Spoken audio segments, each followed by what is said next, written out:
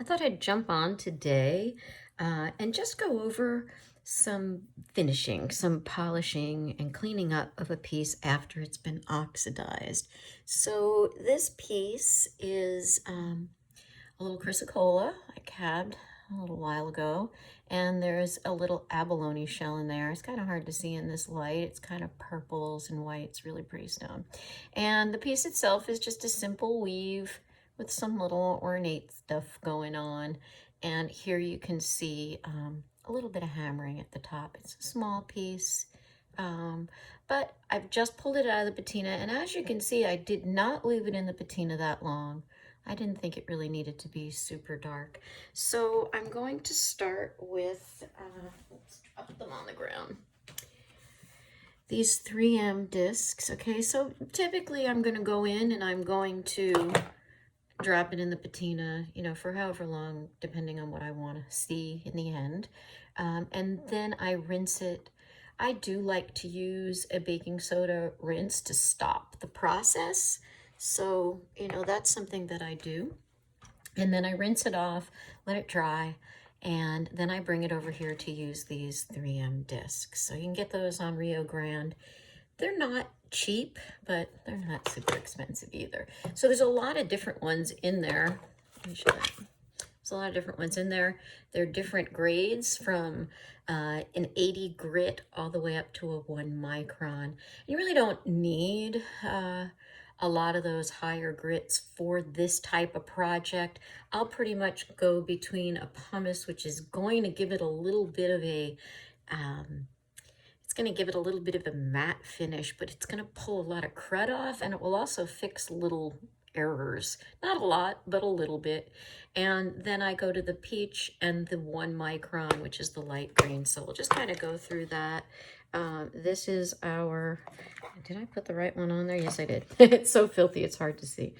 They need to go on in a certain direction. So you want to make sure that they're on in the right direction. You can check the Rio Grande website. They have a little video on doing that, but you can see the direction there. So basically, I'm gonna put my headgear on. Otherwise, I'm blind as a bat.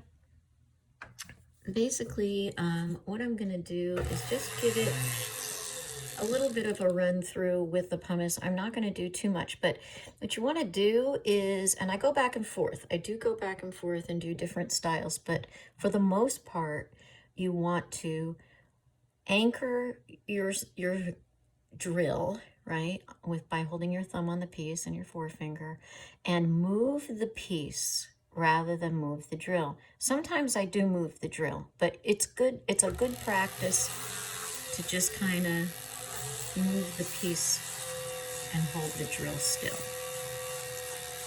And you don't need to do that. And sometimes I'm a little heavy on my foot if I'm not concentrating, but you don't need to use the drill at a high speed, okay? So you just want to hold the drill in one spot. I'm just kind of anchoring it on my hands, and sometimes I will do this. I don't know, I just kind of do it without thinking at this point. And then parts that I'm going to want to be a little brighter, I might work on a little bit more. But again, this is just the first run through. So I'm just trying to get most of the crud off the areas I don't want it on. Make sure I'm still in the right spot here.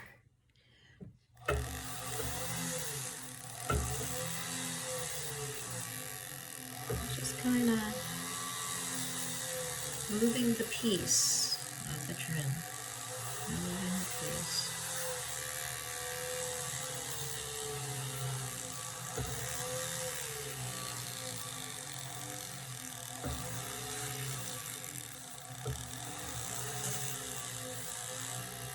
I like to do the front and the back.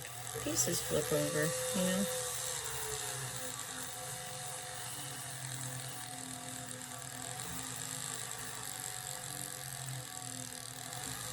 I like to fiddle with whatever I'm wearing, so back as often. So now I'm just going to hold it still and run down these pieces with the drill. You see how they're kind of coming up to shine. And I also like to do a motion this way. So before I was polishing this way, and now I kind of want to come in this way. Whoop, and there goes that heavy foot. And just kind of clean it up a bit. Get all those little nooks and crannies. Sometimes it looks nice when you have little dark spots in there, so you kind of have to feel it out and do what works best for you.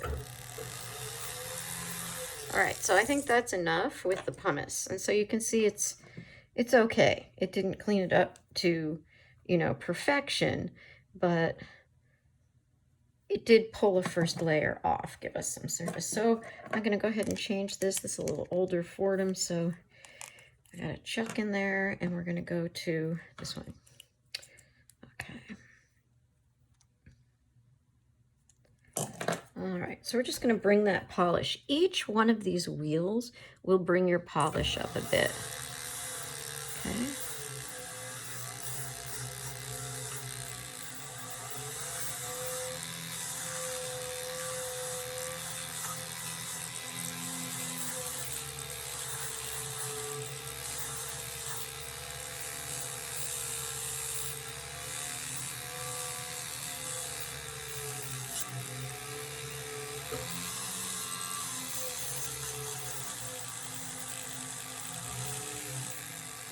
There's a little squished right there. I gotta fix that.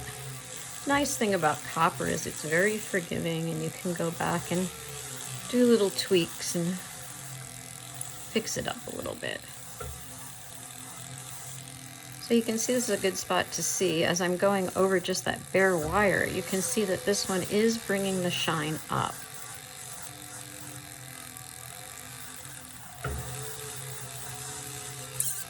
Oh, I got something. I grabbed that little end. Oh. You can see them starting to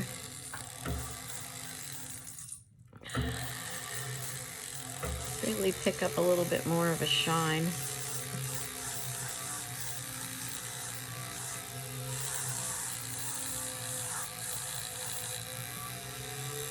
Okay, let's go down these front pieces.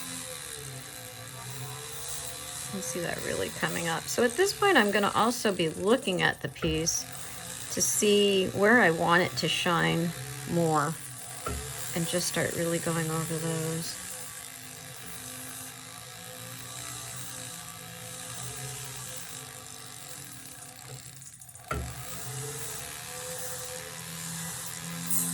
Nice, even movements.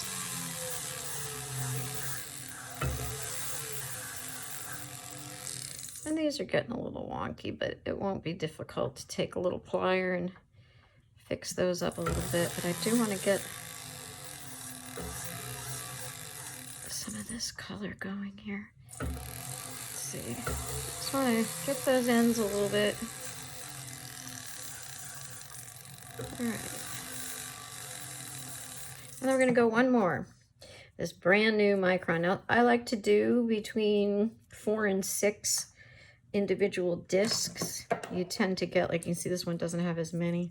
I was probably running out at that point. But you want to have a nice full wheel for doing this. It can cover and it can get into all the nooks and crannies, and it really does a better job. So they need to go in, kind of hard to see, in this direction. Hope that's not too close to your face, and have at least 4 to 6 on there. So this is the 1 micron.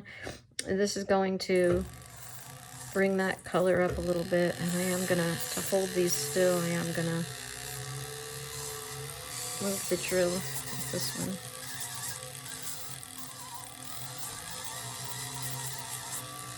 Yeah, you see that? Really brought that color up. I can always move these guys out of the way a little bit. Woo! Almost lost it. It happens.